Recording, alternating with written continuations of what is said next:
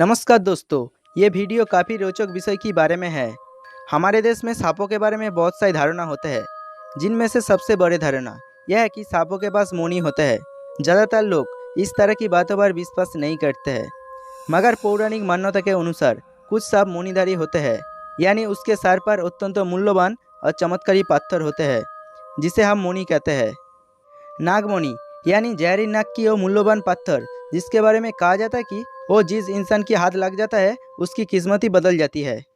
इससे पहले लोग मोनी के बारे में सुनते और पढ़ते आए हैं, मगर इसका जिक्र हजार साल में होते आ रही है।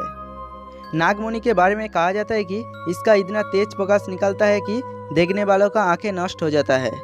इसकी चमक के आगे हीरे की चमक फीके पड़ जाती है। अगर भारत की पौराणिक और लोककथा की बात करें तो इनमें भी कई बार नागमणि का जिक्र किया गया है। धार्मिक मान्यता के अनुसार नागमणि को भगवान शेषनाग धारण किया करते थे, और पुराणों में भी नागों की कई किस्से हैं, और भगवान कृष्ण का भी इस तरह की एक नाग कालिया से सामना हुआ था। नागमणि का रहस्य आज भी अनसुलझा है। आम जनता में ये बात प्रचलित है कि कईयों ने तो ऐसा नाग देखा है जिसपे सर पर मोनी रहता है। ये केवल विशेष नागों पे ही रहता है। भारत की एक बृहद ग्रंथ बृहद संहिता में उल्लेख मिलता है। उसके अनुसार संसार में मोनीधारी नाग मौजूद है, और ऐसे नागों का मिलना दुर्लभ होता है। नागमणि अन्य रत्नों से अधिक प्रभावशाली, मूल्यवान और अलौकिक होता है। कहा जाता है कि ये मोनी जिसके पास होता है उसके पास विषों के प्रभाव नहीं होता है, और वो रोगमुक्त भी होता है। कहा जाता है कि जिस राजा के पास ये मोनी होता था वो आसानी से विजय प्राप्त कर लेती थी, अथवा उसकी राज्य में समय में बारिश होती थी और प्रजा भी खुशी में रहती थी।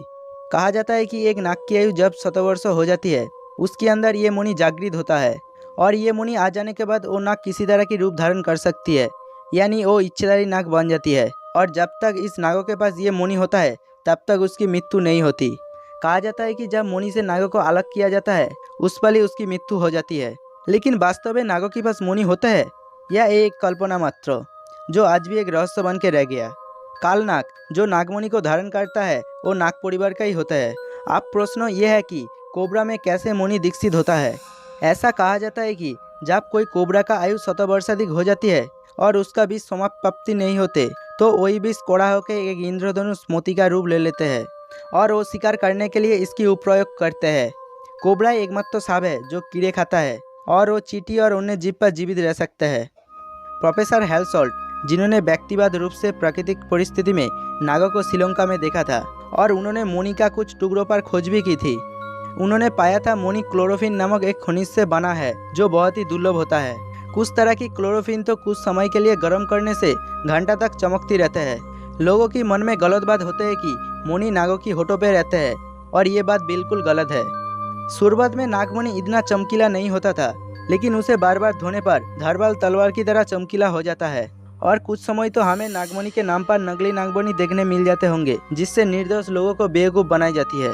कुछ लोग तो इस बात का दावे करते हैं कि नागमणि काले रंग का होता है, मगर असल में वो मोनी नहीं होता है। वो काले पत्थर रहते हैं जो कोबरा सांप में ही पाई जाती है, और वो कोबरा की सिर पे पीछे रहते हैं, और इसमें भी शक्ति होता है, मगर वो मोनी नहीं होता है। वो विष की असर कम कर सकता है, उसे विष की सोखने की क्षमता होता है। सपेरे इस पत्थर को निकाल लेते हैं और निकाल के बेच देते हैं, जो कानूनी जुर्म है। नागमणि के बारे में ये बात सच होने की संभावना सबसे ज़्यादा है, क्योंकि मछलियों में भी ऐसे ही एक मोती पाई जाती है जो अंधेरे में चमकता है, जिससे कीड़े मकोड़े आकर्षित होकर आ जाते हैं और मछली उसे खा लेते हैं। 100 वर्ष आयु हो जाने के बाद नाग बूढ़े हो जाता है, उसमें शिकार करने का क्षमता नहीं होता है, जिसके लिए ये मोनी कीड़े मकोड़ को आकर्षित करने के लिए दीक्षित होता है। इसलिए मोनी को एक कल्पना मानना गलत होता है। तो दोस्तों, हमारे लक्ष्य ये है कि हम आपको ऐसे ही रोचक जानकारी प्रदान करते रहे जो आम पढ़ाई से भिन्न हो और इंटरेस्टिंग हो। तो आपके पास नागमणि के बारे में कुछ जानकारी हो तो हमें कमेंट बॉक्स में ज़रूर बताना। इस वीडियो को देखने के लिए धन्यवाद। दोस्तों, मुझे इस वीडियो बनाने के लिए बहुत ज़्यादा मेहनत लगी, पर आपको इसे लाइक करने में 1 सेकंड भी नहीं लगेगा, इसलिए वीडियो को जरूर लाइक करना। दोस्तों, हमारे चैनल पर नए मेंबर हो तो चैनल को सब्सक्राइब करना, और बाजू वाले बेल आइकन को क्लिक करके ऑल बटन दबा देना, क्योंकि सबसे पहले हमारा वीडियो